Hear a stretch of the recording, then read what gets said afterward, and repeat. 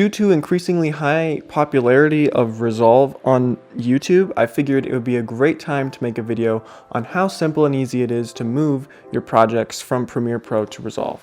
So we're going to be using an XML method, and if you're into this video, please stay tuned. First step is obviously to have your Premiere project open that you would like to use. So we're going to navigate here, and we are going to go to File and Export and XML.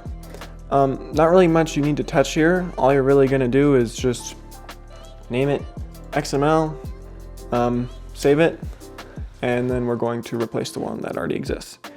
So also 90% of the time you're going to see this translation report. Essentially what it means is just that you have some effects that are not going to roll over into Resolve properly.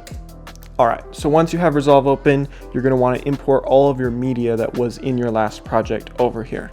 So all I have to do is select my project and right click and create bins. Okay, now that we have all of our media, we're simply going to navigate over to the Edit tab and we are going to create the timeline. So essentially all you're really going to have to do is go over to Import, Timeline, and we are going to select that XML file that we created earlier. So we select that XML file, we click Open, and then I like to check Automatically Set Project Settings and automatically import source clips into Media Pool, use sizing information. And yeah, so this is my project that I was editing directly in Premiere in Resolve. Some things to note with this workflow is going to be effects in Premiere tend to not roll over. So the workflow that I have created surrounding this has been basically I will do all of my rough cut, my picture lock per se, and get all of the footage looking really nicely. And then I'll go from there, hopping into Resolve to work on my sound mix and my color.